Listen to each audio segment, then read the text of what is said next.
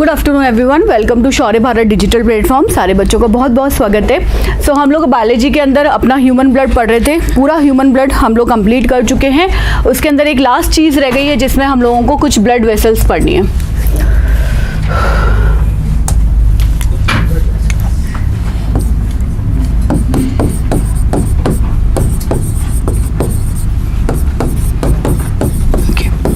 तो ये तीन कंपोनेंट मिलके आपका टोटल सर्कुलेटरी सिस्टम यानी कि परिसंचरण तंत्र बनाते हैं, जिसमें से हार्ट एक पंप की तरह काम करता है। कल हम लोगों ने पूरा का पूरा स्ट्रक्चर डिस्कस कर लिया। हार्ट के स्ट्रक्चर के अंदर किसी को कोई तकलीफ नहीं, सारी चीज़ें क्लियर है। राइट लेफ्ट, डीऑक्सीजनेटेड ऑक्सीजनेटेड, सारे कॉन्सेप्ट क्लियर है। ब्लड वो है जो कि हमारी पूरी की पूरी बॉडी के अंदर सर्कुलेट होता है। अब हार्ट तो सिर्फ और सिर्फ एक है, पंप की तरह काम करता है। तो ये जो ब्लड है वो सर्कुलेट कैसे होगा हमारी पूरी की पूरी बॉडी के अंदर, तो वो होता है अलग अलग वेसल्स से। तो ये जो वेसल्स है ये तीन तरह की होती हैं जो आपके सामने यहाँ पर आपको नज़र आ रही हैं। एक है रेड वाली जो आपको नज़र आ रही है आर्टरीज, दूसरी है ब्लू जो कि है वेन। तो एक्चुअल में हमारी बॉडी के अंदर ऐसे ब्लू और रेड का डिमार्केशन नहीं होता। कभी खोल खोल के देख लो कि लाल वाली कौन सी है और नीली वाली कौन सी, क्योंकि मैडम ने हमको पढ़ाया था। तो बेसिकली ये रेड और ब्लू का क्या कॉन्सेप्ट होता है, जब भी हम आर्टरीज की बात करते हैं तो आर्टरीज के अंदर हमेशा ऑक्सीजनेटेड ब्लड पाया जाता है। ऑक्सीजनेटेड ब्लड, आप आम भाषा के अंदर इसे प्योर ब्लड कह सकते हो, पर मेरी सलाह यह है कि आप उसे प्योर ब्लड ना कह के ऑक्सीजनेटेड ब्लड से ही याद करो, क्योंकि प्योर ब्लड का बहुत अलग अलग कॉन्सेप्ट होता है। तो ऑक्सीजनेटेड ब्लड का मतलब ये होता है ऐसा ब्लड जिसके अंदर हीमोग्लोबिन से ऑक्सीजन जुड़ा हुआ होता है, और जब हीमोग्लोबिन से ऑक्सीजन जुड़ता है तो वो बनाता है ऑक्सी हीमोग्लोबिन। अब ये जो ऑक्सी हीमोग्लोबिन होता है ये बहुत ही ब्राइट रेड कलर का होता है, इसीलिए हमारी आर्टरीज में जो ऑक्सीजनेटेड ब्लड फ्लो करता है वो हमेशा चमकीले लाल कलर का होता है। हालांकि वो ब्लड हमको दिखाई नहीं देता, बिकॉज हमारी आर्टरीज हमेशा डीप होती हैं। बाहर से जो भी नसें आपको दिखाई देती हैं वो सारी की सारी वेन्स है। अब जब आप वेन्स को देखते हो तो वेन्स आपको दिखने में भी थोड़ी सी ब्लू ग्रीन कलर की नजर आती है। वो इसीलिए ऐसा होता है क्योंकि इनके अंदर ब्लड कौन सा होता है, डीऑक्सीजनेटेड। अब जब ब्लड ही डीऑक्सीजनेटेड है तो हीमोग्लोबिन के साथ में ऑक्सीजन नहीं जुड़ी हुई होगी, हम उसको बोलेंगे डीऑक्सी हीमोग्लोबिन। अब अगर हीमोग्लोबिन के साथ में ऑक्सीजन नहीं है तो हीमोग्लोबिन रहता तो लाल कलर का है, पर उसका लाल कलर थोड़ा सा चेंज हो जाएगा और वो हो जाएगा डार्क रेड, जो आपको समवॉट पर्पल कलर का नजर आता है। और इसीलिए जितनी भी नसें आपको दिखाई देती हैं वो आपको ब्लू या ग्रीन कलर की नजर आती है। हालांकि उनसे जब ब्लड निकलता है तो वो ब्लू या ग्रीन नहीं होता, वो डार्क रेड होता है और वो डीऑक्सीजनेटेड है, मतलब उसके अंदर ऑक्सीजन नहीं है। क्लियर है यहाँ तक? देखो, आर्टरीज में हमेशा ऑक्सीजनेटेड ब्लड होगा, लेकिन यहाँ पर भी एक एक्सेप्शन है। कार्बन बिल्कुल नहीं होती। किसमें? आर्टरीज में। आर्टरीज में होती है, पर कार्बन डाइऑक्साइड का कंटेंट बहुत कम होता है। हीमोग्लोबिन, देखो, हीमोग्लोबिन के साथ में कार्बन डाइऑक्साइड जुड़ता है, 100% जुड़ता है, लेकिन जितना ऑक्सीजन जुड़ेगा उतना कार्बन डाइऑक्साइड नहीं जुड़ेगा। ऑक्सीजन का ट्रांसपोर्टेशन जो होता है वो हमेशा इस फॉर्म में होता है, लेकिन कार्बन डाइऑक्साइड हमारी बॉडी में हीमोग्लोबिन से जुड़कर ट्रांसपोर्ट नहीं होती। क्लियर है यहाँ तक? तो यहाँ पर सारी की सारी आर्टरीज प्योर ब्लड या ऑक्सीजनेटेड ब्लड को सप्लाई करती है बॉडी के अंदर। सिर्फ एक आर्टरी ऐसी होती है जिसके अंदर डीऑक्सीजनेटेड ब्लड होता है। बताओगे कौन सी? Pulmonary artery. कल हार्ट में बनाई थी, निकालो जरा हार्ट की कॉपी वाला निकालना। अब देखो उस हार्ट में राइट हैंड साइड वाला हार्ट निकाला। राइट हैंड साइड वाला जो वेंट्रिकल है वहां से एक आर्टरी बाहर निकल रही है। क्या लिखा है उसके ऊपर? लंग्स की तरफ जा रही है, इसे हम बोलते हैं पल्मोनरी आर्टरी। इस आर्टरी के अंदर ब्लड कैसा होता है? डीऑक्सीजनेटेड। ये एक्सेप्शन है, एग्जाम में पूछा जाता है, मार्क करो इसको अच्छी तरह से। चलो इधर आ जाते हैं। हर एक वेन के अंदर डीऑक्सीजनेटेड ब्लड होता है एक्सेप्ट पल्मोनरी वेन। बताओ पल्मोनरी वेन कहाँ है? हार्ट में ही रहो अभी। लेफ्ट ऑरिकल में 4 पल्मोनरी वेन आके ओपन होती है। आई कहाँ से? लंग से। और कैसा ब्लड लेकर आई है? Oxygenated blood. तो आप ये सोचो कि आर्टरी और वेन के आगे अगर मैं पल्मोनरी लगा देती हूँ तो उसका मतलब बिल्कुल ऑपोजिट हो जाता है। ये दोनों एक्सेप्शन है, याद रखने। क्लियर है? चलो, सो ये तो ले जाने वाली फ्रॉम हार्ट, ये लाने वाली टू हार्ट। अब बीच का जो भी कनेक्शन होता है वो होता है इन कैपिलरीज का।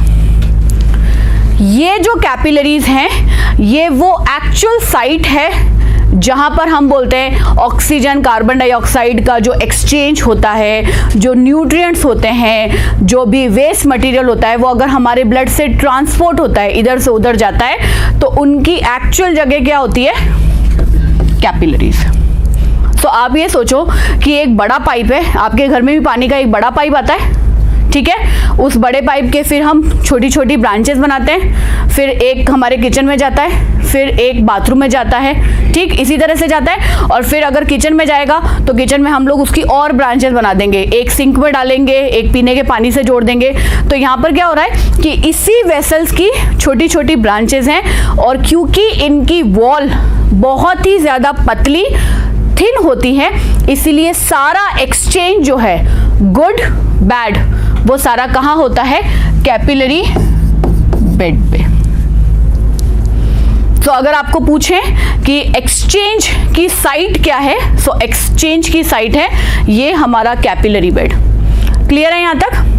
अब एक क्वेश्चन जो सीडीएस में आया हुआ है हम लोग उसको यहीं डिस्कस कर लेते हैं। मैंने आपको ये पढ़ाया बच्चे कि ब्लड का जो पीएच होता है वो हमेशा बेसिक होता है, थोड़ा सा हमारा ब्लड क्षारीय होता है। सो क्वेश्चन ये था कि अगर हमारे ब्लड का पीएच थोड़ा सा एसिडिक हो जाए तो हीमोग्लोबिन की ऑक्सीजन को कैरी करने की कैपेसिटी पे क्या असर पड़ता है? तो उसका सीधा सीधा जवाब ये लिखेंगे कि वो कम हो जाती है। इसीलिए ज़रूरत से ज़्यादा अगर हमारा ब्लड एसिडिक होगा तो हीमोग्लोबिन ऑक्सीजन को कम बाइंड करेगा। जनरली एक हीमोग्लोबिन जो होता है वो 4 ऑक्सीजन के मॉलिक्यूल्स को अपने साथ कैरी करता है। 4 मॉलिक्यूल को क्यों कैरी कर सकता है? क्योंकि उसके साथ में 4 हीम ग्रुप लिखे हुए होते हैं। देखे हैं ना हम लोगों ने, बहुत बार बताया मैंने। तो वो कितने? मैक्सिमम 4 ऑक्सीजन के मॉलिक्यूल को कैरी कर सकता है। लेकिन अगर आपकी बॉडी में ब्लड का पीएच जो है वो कम हो जाएगा, यानी कि वो एसिडिक हो जाएगा, तो ये कैपेसिटी और भी कम हो जाएगी। बस ये याद रखना है, क्योंकि एक बार आ चुका है तो ज़्यादा बार पूछे जाने की प्रोबेबिलिटी होती ही होती है। क्लियर है यहाँ तक? ये आपके ब्लड का लास्ट टॉपिक है। ब्लड के अंदर कोई ऐसी चीज़ जो समझ में नहीं आई है जिसको वापस डिस्कस करना चाहते हैं? कोई भी ऐसा क्वेश्चन दिमाग में आ रहा है? नहीं, सारी चीज़ें आ गई हमको पूरी की पूरी। चलो तो फिर नेक्स्ट चैप्टर पे बढ़ेंगे, और नेक्स्ट चैप्टर है हमारा एंडोक्राइन सिस्टम। हिंदी में बोलते हैं अंतःस्रावी तंत्र। तो ये एंडोक्राइन सिस्टम का क्या मतलब है? सो एंडोक्राइन सिस्टम का मतलब हमेशा और हमेशा हमारे ब्लड से होता है। अब ब्लड से क्यों होता है? आपका मुंह है, सबका ओरल कैविटी है, ठीक है? हम खाना खाते हैं, हमारे मुंह के अंदर सलाइवा बनती है ना सलाइवा, सबको पता है सलाइवा क्या होती है। फाइन। अब ये जो सलाइवा है इसकी जो ग्लैंड्स हैं वो हमारे मुंह के अंदर नहीं होती हैं, तो कहाँ होती है? यहाँ पर, कान के आगे, जबड़े के नीचे। तो फिर ये यहाँ से बनने वाली सलाइवा मुंह तक पहुँचती कैसे है? उनके पास में एक अपना पाइपलाइन सिस्टम होता है जिसे हम लोग बोलते हैं डक्ट।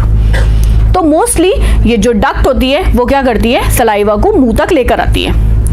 लेकिन हमारी बॉडी के अंदर बहुत सारी ग्लैंड्स ऐसी होती हैं जो कि डक्टलेस होती हैं। अब जब इनके पास में कोई पाइप नहीं है तो ये अपना सिक्रीशन जो भी बनाएंगी उसको क्या करेंगी, कहाँ डाल देंगी, डायरेक्टली ब्लड के अंदर। आपको याद होगा मैंने ब्लड के अंदर एक टर्म लिखवाया था हॉर्मोन्स, याद है क्या किसी को? ब्लड की कॉम्पोजिशन लिखवाई थी, प्लाज्मा लिखवाया था। प्लाज्मा के अंदर मैंने बताया था क्या क्या होता है, वेस्ट होते हैं, न्यूट्रिएंट होते हैं, गैसेस होते हैं, प्रोटीन्स होते हैं, और एक चीज़ लिखवाई थी हॉर्मोन्स होते हैं। तो ये हॉर्मोन्स कहाँ से आए? इन्हीं एंडोक्राइन ग्लैंड से।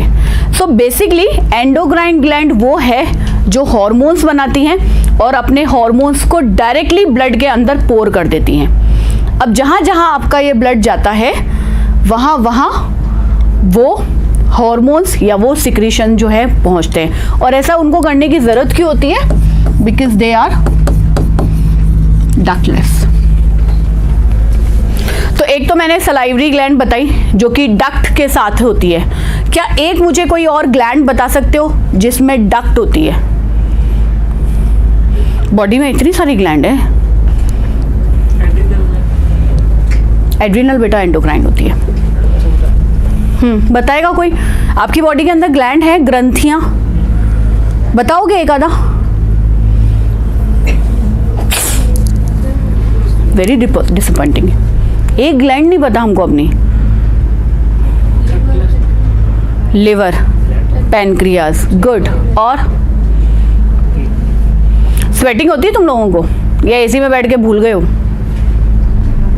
होती नहीं मैम, हम लोग सुबह से लेकर शाम तक एसी में रहते हैं तो क्या हो गया?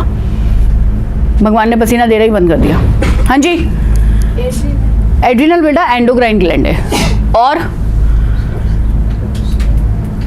स्वेट ग्लैंड है आपकी बॉडी के अंदर जिससे पसीना निकलता है। आपकी स्किन में निकलता नहीं है ना तुम लोगों को, इसलिए तुमको पता नहीं है।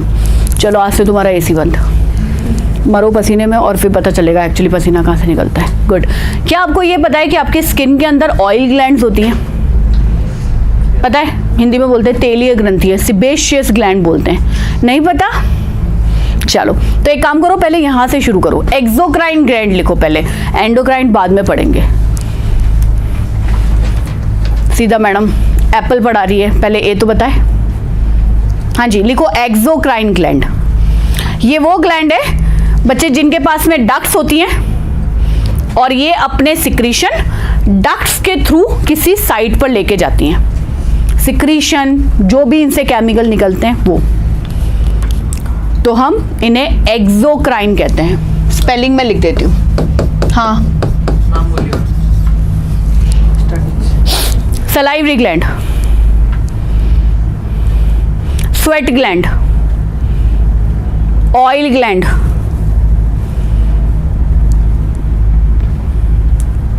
Liver, pancreas,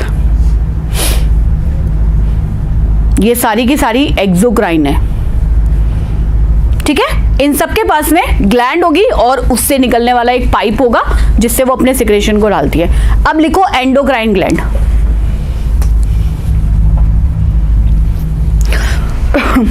they are ductless, नलिका विहीन। तो ये अपने सिक्रीशन ब्रैकेट में लिखो हॉर्मोन्स को डायरेक्ट कहां डाल देती है? ब्लड के अंदर। ठीक है,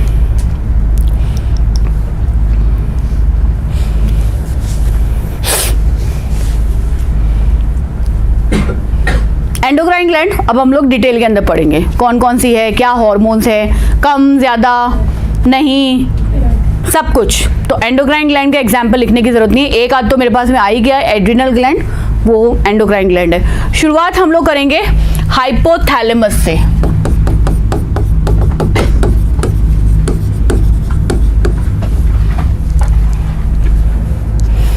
सो हाइपोथैलेमस के आगे लिखो प्रिंसिपल, प्रधानाध्यापक, वो वाला प्रिंसिपल है ना। गुड, चलो।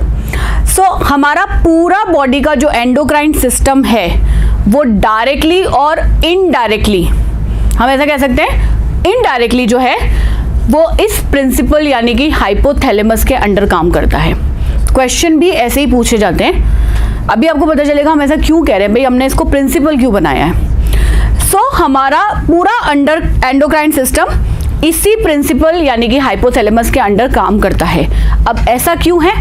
एक तो ये फोर ब्रेन के अंदर है। फोर ब्रेन मतलब आपके दिमाग का सबसे आगे वाला हिस्सा, अग्र मस्तिष्क जिसको कहते हैं। दूसरा, ये हमारी एक टीचर है, पिट्यूटरी ग्लैंड, हिंदी में बोलते हैं पीयूष ग्रंथि। पीयूष ग्रंथि के हॉर्मोन्स को कंट्रोल करता है। तो बेसिकली ये सिर्फ एक ही ग्लैंड के हार्मोन को कंट्रोल करता है और वो है पिट्यूटरी। तो फिर हम इसको प्रिंसिपल क्यों कहते हैं? क्योंकि पिट्यूटरी ग्लैंड बाकी सारी की सारी जो हमारी एंडोक्राइन सिस्टम है उसको कंट्रोल करती है। तो आप सब बच्चे ठीक है, और पूरे के पूरे 1 क्लास 2 क्लास 3 क्लास 4 क्लास, ये सारी क्लासेस हमारा अलग अलग एंडोक्राइन ग्लैंड है। इन सबको कंट्रोल करने के लिए एक एक क्लास टीचर के ऊपर होता है एक कोऑर्डिनेटर, और उस कोऑर्डिनेटर को कंट्रोल करने के लिए हमारे पास में है प्रिंसिपल। तो इसीलिए हम इसको बोलते हैं प्रिंसिपल। अब एक वर्ड और लिख सकते हैं, मास्टर ऑफ मास्टर ग्लैंड, क्योंकि पिट्यूटरी को हम मास्टर ग्लैंड कहते हैं। तो क्योंकि ये पिट्यूटरी को खुद को कंट्रोल करती है तो ये क्या हो गई? Master of master gland. इसीलिए मैंने बोला कि डायरेक्टली इनडायरेक्टली हमारा पूरा एंडोक्राइन सिस्टम किसके कंट्रोल में रहता है? हाइपोथैलेमस की। अब इसके पास में थर्स्ट, एपेटाइट और साइटी का सेंटर होता है। प्यास आपको कब लगती है? इसका सेंटर हाइपोथैलेमस के पास में है। उसके बाद में भूख नहीं, एक्चुअली एपेटाइट का मतलब होता है भूख की इच्छा, भूख नहीं, वो तो हंगर होता है। और साइटी का मतलब होता है सैचुरेशन, अब मुझे खाना नहीं खाना है, संतुष्टि का भाव। वो सारी की सारी चीजें रेगुलेट कौन करता है? हमारा हाइपोथैलेमस।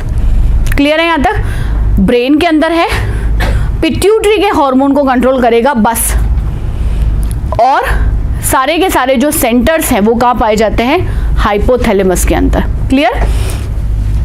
अब आपको कैसे पता चलेगा कि हाइपोथैलेमस से निकलने वाला हार्मोन कौन सा है?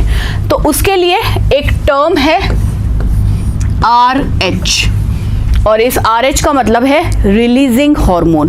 तो 4 आपके पास में हार्मोन लिखे हुए हैं, देखो क्या मैंने इन सब के आगे रिलीजिंग हार्मोन लगाया है या नहीं।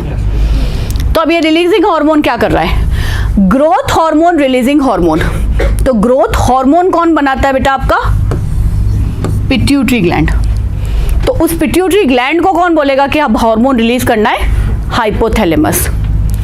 कॉर्टिकोट्रोपिक रिलीजिंग हार्मोन, कॉर्टिकोट्रोपिन जो है वो बनाती है आपकी एड्रिनल ग्लैंड, तो उसको रिलीज करने के लिए कौन बोलेगा? हाइपोथैलेमस। गोनेडोट्रोपिन कौन बनाता है? एड्रिनल ग्लैंड, रिलीज करने के लिए कौन बोलेगा? हाइपोथैलेमस। और thyrotropic releasing hormone, thyroid gland.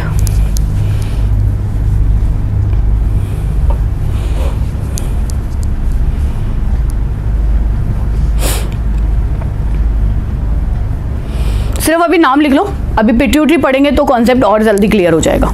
सिर्फ नाम लिख के छोड़ दो, ज्यादा टेंशन लेने की जरूरत नहीं है। बस ये याद रखना, रिलीजिंग हार्मोन जब किसी के आगे लग जाता है तो वो हाइपोथैलेमस का हार्मोन होगा। ये याद करने की ट्रिक है। रिलीजिंग हार्मोन, टी छोड़ दो, सिर्फ नाम लिख लो, थायरोट्रोपिक रिलीजिंग हार्मोन। लिख लिए?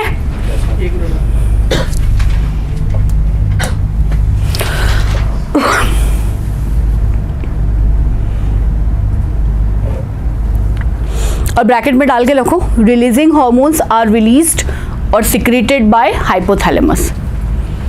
रिलीजिंग हार्मोन है, रिलीज करने का मतलब क्या होता है? छोड़ना।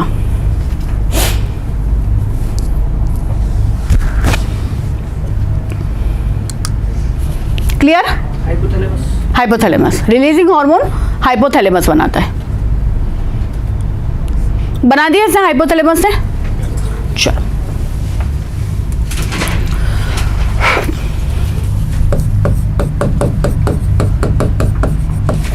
ये है आपकी पिट्यूटरी ग्लैंड, जिसे हम लोग बोलते हैं मास्टर ग्लैंड। सो बेसिकली आपका एंडोक्राइन सिस्टम यहीं से शुरू होता है, क्योंकि वो तो प्रिंसिपल है, काम करने वाले सेवक तो अब शुरू होंगे। पिट्यूटरी ग्लैंड, पीयूष ग्रंथि को मास्टर ग्लैंड भी कहा जाता है। पोजीशन हमेशा जहां पर हाइपोथैलेमस होता है उसके ठीक पास में, दिखाई दे रही है, बस इतनी सी है, बट फिर भी मास्टर है। इससे बड़ी बड़ी ग्लैंड है, लेकिन उनको कंट्रोल करने का काम यही करती है। थोड़ी सी विमेन के अंदर बड़ी होती है देन मैन। तो कल तक हम हार्ट पढ़ रहे थे, ब्रेन पढ़ रहे थे, तो किसी को बहुत खुशी हो रही थी कि हमारे अंदर थोड़ा सा बड़ा है, ठीक है। तो बड़ा दिल हो सकता है, दिमाग हो सकता है, पर उसको रेगुलेट और कंट्रोल करने वाली चीज़ यहाँ पर हमारे पास में बड़ी है। इसके दो पार्ट होते हैं, एडिनोहाइपोफाइसिस और न्यूरोहाइपोफाइसिस। आप इन नाम को नहीं लिखेंगे, मैं जो लिखवा रही हूँ वो लिखूँ।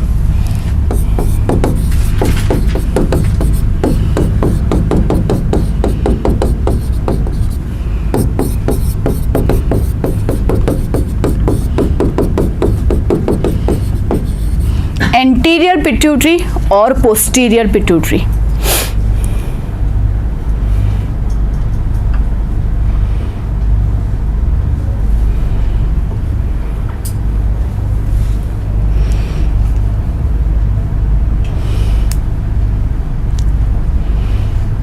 एंटीरियर पिट्यूटरी, पोस्टीरियर पिट्यूटरी लिखा। अब इन दोनों से अलग अलग हार्मोन्स के सेट निकलते हैं। सबसे पहले हम लोग पढ़ेंगे वो हार्मोन जो एंटीरियर पिट्यूटरी बनाती है।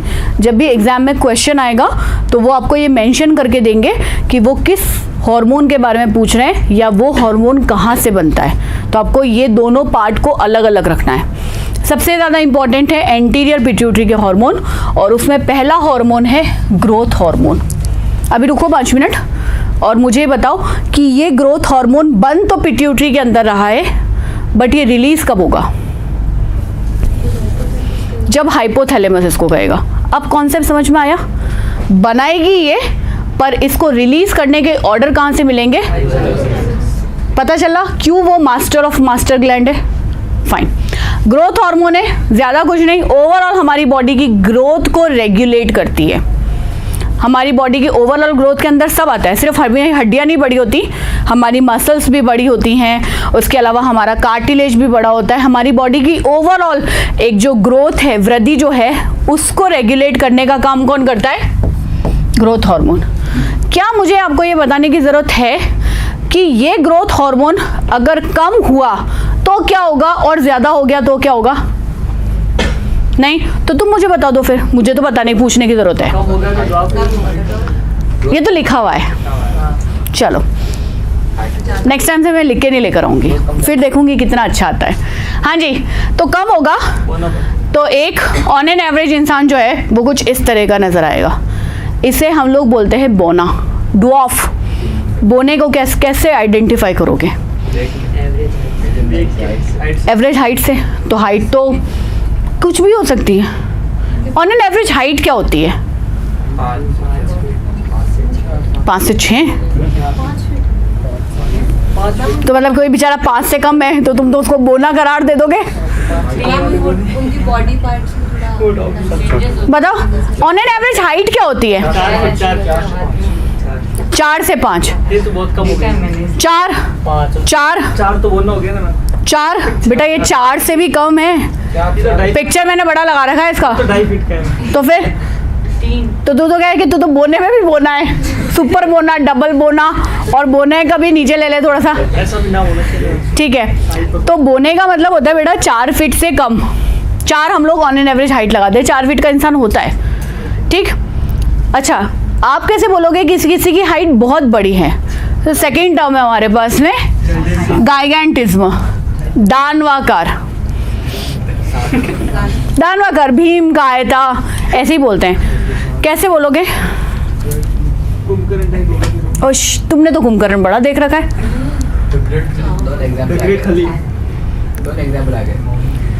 ये दोनों आगे। दोनों आ गए? जो ये आदमी खड़ा है इसकी हाइट क्या लगाते हो? उसकी, ये जो है नहीं उसके कंपैरिजन में ये बोना है। बोना नहीं है बेटा, बोना अलग कैटेगरी होती है।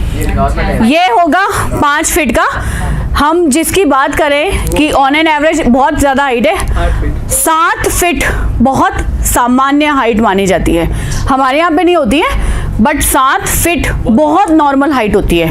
वेस्ट इंडीज के लोगों को देखा ही होगा, जैसे होल्डर। तो फिर 7 फीट कुछ भी नहीं है, सभी इतने लंबे लंबे होते हैं। तो हम 9 फीट 10 फीट या 8 फीट से जो ऊपर वाला इंसान होता है उसको मानते हैं कि वो हमारा जाइंट में आएगा, जिसे हम लोग बोलते हैं कि दानव जैसा दिखेगा। तो ये जो पर्सन आपके सामने है ये एक्चुअली क्लासिकल फोटो है जिनको केस स्टडी के साथ में लगाया गया है। और क्योंकि इनको ऐसे देखेंगे तो शायद हमको अंदाज़ा भी नहीं होगा इनकी हाइट कैसी, इसलिए उसके कंपैरेटिवली एक नॉर्मल इंसान को खड़ा किया गया है जिसकी हाइट कम से कम 6 फीट आराम से होगी। तो ये कम से कम होगा 10 फीट का। अब सोच के देखो, अब 10 फीट का इंसान तुम देखोगे तो पहले तो ऐसे देख ही नहीं सकते, हमेशा ऐसे देखना पड़ेगा। तो उसको हम लोग क्या बोलते हैं? गाइगैंटिज्म, हिंदी में बोलते हैं भीमकायता या फिर दानवाकार, दोनों चीज़ें, ठीक है। अब ये दोनों कंडीशन यानी कि ड्वार्फिज्म और गाइगैंटिज्म सिर्फ तब होती है जब आपके ग्रोथ ईयर्स हो। आपकी बॉडी की ग्रोथ एक निश्चित समय तक होती है इन टर्म्स ऑफ हाइट। बताओगे मुझे कौन सी एज तक होती है? 18-19 मैक्स। 21 तक 25 लगा ले फिर तू, 30 लगा, वो कह रहा है 30 लगा ले, ठीक ठीक लगा ले भाई, धनिया भी ले लूंगा तेरे साथ में, बस टमाटर खरीदने निकले हैं जैसे। 19 तक जो आपका टीन कहलाता है, टीन तक जो होता है आपकी हाइट बढ़ती है। सो अब 3 इयर्स के अंदर अगर ये हार्मोन ज़रूरत से कम होंगे या ज़रूरत से ज़्यादा होंगे तो हम ऐसे बोलते हैं कि एक ऑन एन एवरेज आदमी बौना रह जाएगा या लंबा हो जाएगा। उसमें तो 9-10 लीटर हो गया। लेकिन अगर टीन एज के बाद में ये हार्मोन्स ज़रूरत से ज़्यादा है तो अब क्या होगा? हाइट बड़ी नहीं होगी, इंसान नॉर्मल ही रहेगा, मतलब 6 to 7 फीट नहीं, बहुत नॉर्मल हाइट रहेगी। बट कहीं ना कहीं तो ग्रोथ पे असर डालेगा, तो ग्रोथ बड़ी हो जाती है फेस की, स्पेशली मैंडिबल की। तो जब आप इस पर्सन को देखते हो तो बॉडी एक नॉर्मल इंसान की है, लेकिन फेस जो है वो थोड़ा सा ज़्यादा बड़ा हो जाएगा, और इसको हम लोग बोलते हैं एक्रोमेगली। लिखो,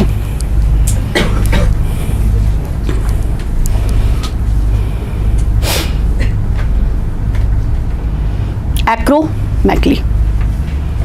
सिर्फ फेस और ज़्यादा से ज़्यादा जो पाम होंगे या फीट होंगे वो बड़े हो जाएंगे, बट हाइट उतनी नहीं होगी जितनी कि लंबा हो जाए, मतलब दानवाकार हो जाए, इतनी हाइट नहीं बढ़ेगी।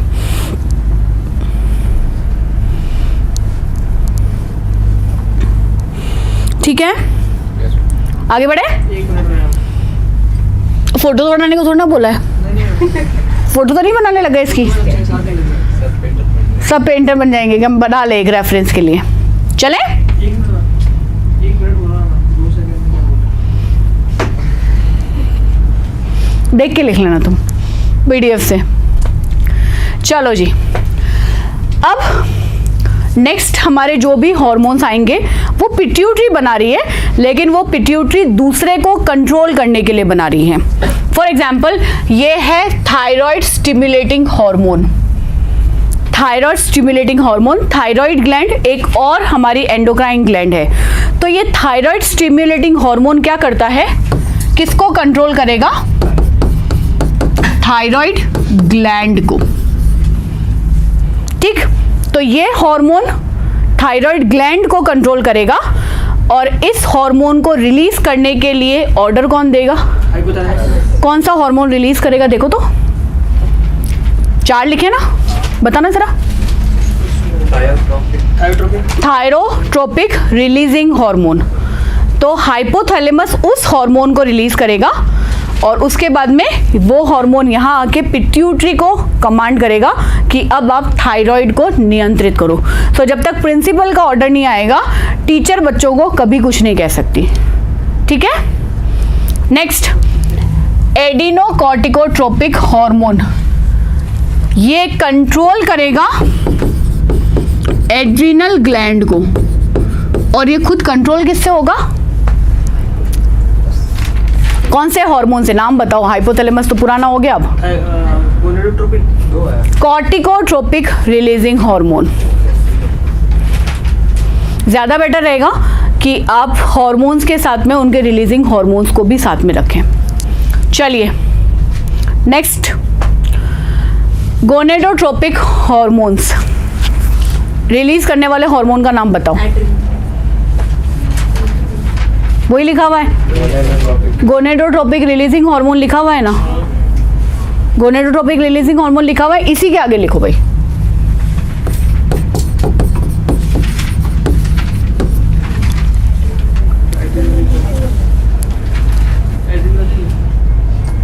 एड्रिनल ग्लैंड बनाता है और इसको रिलीज करने के लिए ऑर्डर कौन देगा, हाइपोथैलेमस।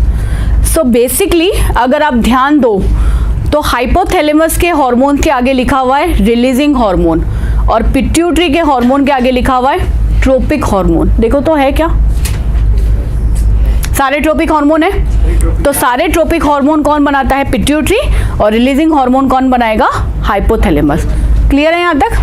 चलो अब यहाँ पर ये दो हार्मोन है, इनका नाम लिख लो, फॉलिकल स्टिमुलेटिंग हार्मोन और ल्यूटिनाइजिंग हार्मोन। ये क्या करते हैं, टेस्टिस और ओवरीज के काम को मेंटेन करते हैं। जिन्हें नहीं पता मैं बता देती हूँ कि टेस्टिस और ओवरी मेल और फीमेल रिप्रोडक्टिव ऑर्गन्स है।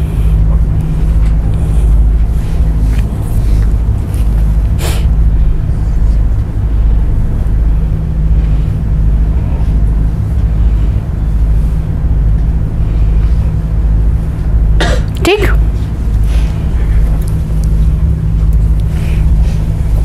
नाउ प्रोलैक्टिन, बहुत इजी काम है।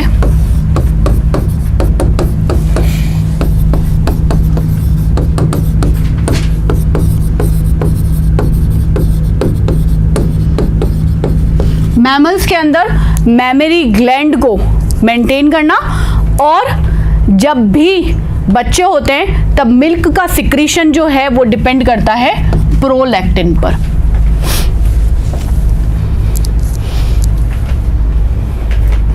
अगर आप लोगों में से किसी के घर पे गाय या भैंस हो तो उसको शायद ये बात पता चलेगी कि गाय जो है वो पूरे महीने या पूरे साल दूध नहीं देती है। पता है? हाँ, कब देती है? जब उसके बच्चे होते हैं। तो ये एक नेचुरल सी क्रिया है। और जब गाय या भैंस दूध नहीं दे रही होती है तो क्या लगाया जाता है उनको, इंजेक्शन, उनको आर्टिफिशियली इंड्यूस किया जाता है, ये बताने के लिए कि उनकी जो बॉडी है उसमें ऐसा होता है कि उनको ये स्टिमुलेशन होता है कि उनके बच्चे हैं और वो मिल्क प्रोड्यूस करने लगती है। अभी बताएंगे कौन सा इंजेक्शन लगाते हैं। सो प्रोलैक्टिन क्या करता है, मिल्क सिक्रीशन को इंड्यूस करता है मैमल्स के अंदर। नेक्स्ट, ये दोनों हार्मोन पोस्टीरियर पिट्यूटरी बनाती हैं।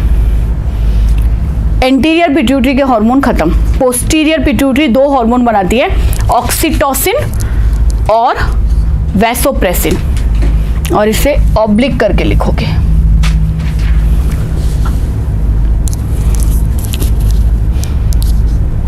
ऑक्सीटोसिन और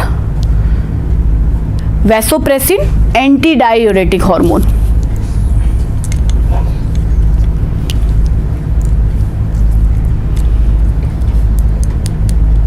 लिख लिए दोनों। ऑक्सीटोसिन को हम लोग बर्थ हार्मोन कहते हैं। जब भी बच्चे का जन्म होता है तो ऑक्सीटोसिन जो है वो यूट्रस के अंदर कॉन्ट्रैक्शन को इंड्यूस करता है, जिसकी वजह से जन्म होता है बच्चों का। तो यूट्रस के अंदर कॉन्ट्रैक्शन कब होंगे, जब बॉडी में ऑक्सीटोसिन बढ़ेगा।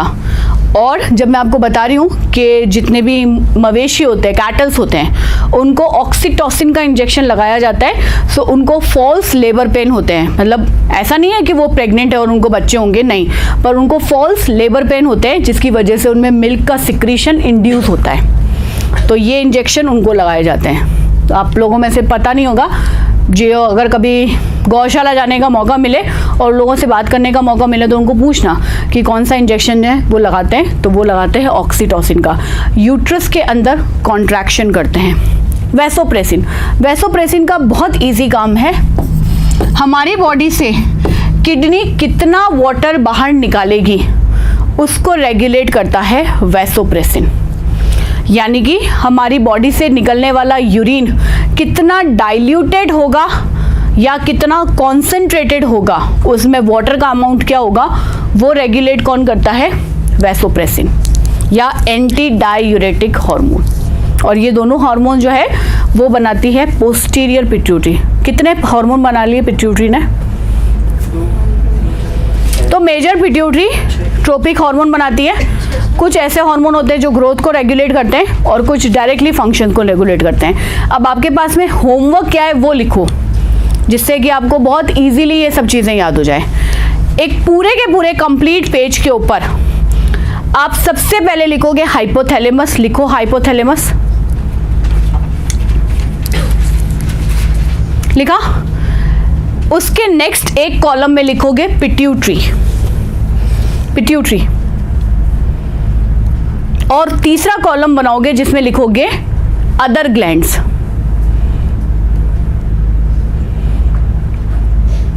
ठीक है, तो अब जहां पर आपने हाइपोथैलेमस वाला पूरा कॉलम बनाया है वहां पर आप हाइपोथैलेमस के रिलीजिंग हार्मोन लिखोगे। लिख दिए। अब वो रिलीजिंग हार्मोन कौन से हार्मोन को रिलीज करते हैं वो कहां डालोगे, पिट्यूटरी के सेक्शन के अंदर। और फिर पिट्यूटरी उस हार्मोन को यूज करके कौन सी ग्लैंड के काम को रेगुलेट कर रही है उसको लिखोगे। समझ में आया मैं क्या कहना चाहती हूँ?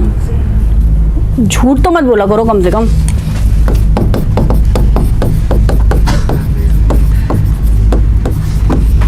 तो हाइपोथैलेमस से निकल रहा है थायरोट्रोपिक रिलीजिंग हार्मोन। फाइन।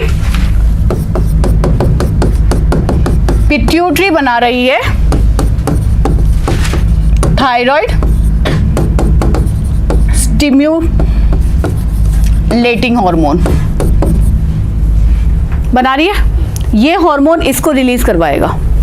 ये हार्मोन क्या करेगा, ये अदर ग्लैंड कौन सी है जो कंट्रोल होती है, किसको कंट्रोल कर रहा है?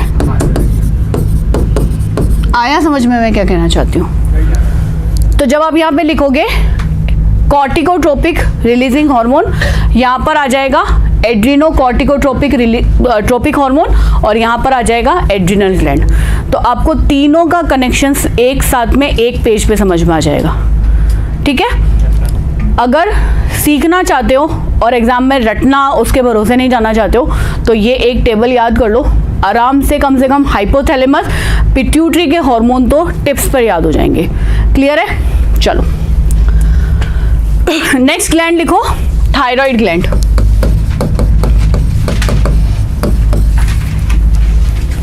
थायराइड ग्लैंड ये हमारी बॉडी की सबसे बड़ी एंडोक्राइन ग्लैंड है। Endocrine gland.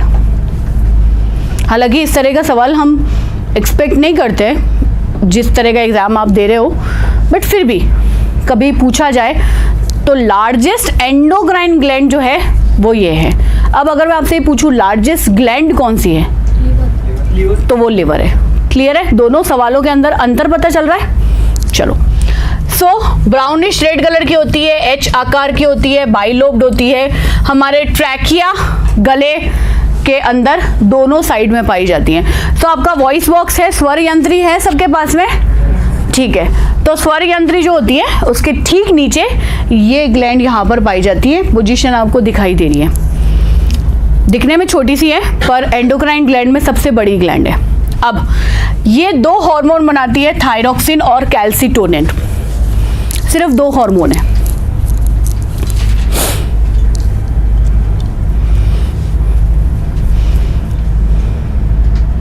थायरोक्सिन और कैल्सिटोनिन।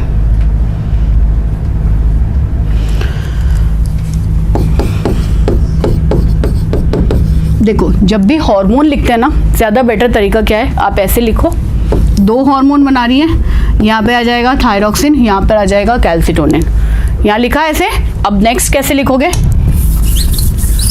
ये आपका है थायरोक्सिन, थायरॉक्सिन से सिर्फ दो चीजें हो सकती हैं, या तो कम होगा या ज्यादा होगा, दैट्स हाइपो हाइपर। जिस तरह से आप लिख रहे हो ना, ढूंढते रह जाओगे हाइपर कहाँ गया और हाइपो कहाँ गया। तो थोड़ा सा ना स्मार्टली नोट्स बनाया करो, इस तरह से बनाओगे ज्यादा ठीक रहेगा। चलो थायरॉक्सिन से शुरू करते हैं। थायरॉक्सिन हमारी बॉडी में कंट्रोल करता है BMR, बेसल मेटाबॉलिक रेट। तो मेटाबॉलिक क्या होता है वो आप मुझे बताओ, रेट मैं समझा दूंगी। उपापचय, आपका पाचन, आपका श्वसन यानी कि आपका डाइजेशन, रेस्पिरेशन, एक्सक्रीशन, हर एक चीज, हर एक इंटरनल चीज जो अभी आपकी बॉडी के अंदर हो रही है, ठीक है। आपकी किडनी कैसे काम कर रही है, आपको कितना पसीना निकल रहा है, आपका दिल कितनी स्पीड से काम कर रहा है, ब्लड प्रेशर क्या है, ये हर एक चीज क्या होती है हमारी BMR। तो BMR को कंट्रोल करने का या रेगुलेट करने का काम कौन करेगा, हमारा थायरॉक्सिन हार्मोन। अब मुझे सिर्फ ऐसे ही बता दो कि अगर ये हार्मोन जरूरत से ज्यादा होगा तो आपका क्या हाल होगा, और जरूरत से कम होगा तो आपका क्या हाल होगा, बताओ। गलती तो बताओगे, इससे ज्यादा क्या हो सकता है, बुरे से बुरा क्या हो सकता है। बेटा मैं रिएक्शन पूछ, मैं करेक्टर नहीं पूछ, मैं बता रही हूँ कि क्या होगा। मैं आपको बोल रही हूँ रेस्पिरेशन, एक्सक्रीशन, ये सब आपका BMR है। अब सोचो आपके बॉडी के अंदर थायरॉक्सिन जरूरत से ज्यादा है तो क्या होगा,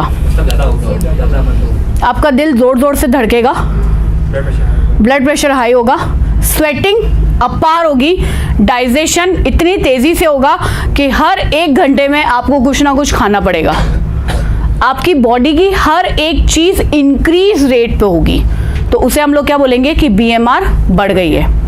और अगर यही हार्मोन कम हो जाएगा तो क्या होगा, ये सब चीजें कम हो जाएंगी, बस यही याद रखना है। अब हाइपोसिक्रीशन क्यों होता है, क्योंकि थायरॉक्सिन को बनने के लिए चाहिए आयोडीन। अगर आयोडीन नहीं है हमारी डाइट के अंदर, जो पहले काफी साल पहले नहीं हुआ करता था, तो बहुत सारे लोगों को हाइपरथायरॉयडिज्म होता था। तो हाइपरथायरॉयडिज्म का मतलब क्या है कि हमारी बॉडी के अंदर थायरॉक्सिन कम बन रहा है। क्यों कम बन रहा है, क्योंकि जो बेसिक एलिमेंट चाहिए वो ही हमारे पास में नहीं है, और वो है आयोडीन। तो सरकार ने क्या करना शुरू किया, हर नमक के लिए कंपल्सरी कर दिया कि वो नमक कैसा होना चाहिए, आयोडाइज्ड होना चाहिए। हर एक नमक जो भी आप खाते हो, what ever company it is, तो वो सारी की सारी क्या है, आयोडाइज सॉल्ट है। किस बीमारी से बचने के लिए, गॉइटर से बचने के लिए। तो इस बीमारी को हम लोग बोलते हैं हाइपो। हाइपो का मतलब होता है जरूरत से कम, और हाइपर का मतलब होता है जरूरत से ज्यादा। अपन बोलते हैं क्यों इतना हाइपर हो रहे हो, हाइपर का मतलब क्यों इतना एक्साइटेड हो रहे हो। तो हाइपोथायरॉयडिज्म है बेटा, जिसका कैरेक्टर है गॉइटर। गॉइटर बीमारी नहीं है, गॉइटर एक सिम्टम है, अभी दिखाएंगे गॉइटर। तो जब बच्चों के अंदर होता है तो उसे बोलते हैं क्रिटिनिज्म, क्रिटिनिज्म। और अगर बड़ों के अंदर होगा तो होगा मिक्स एडिमा।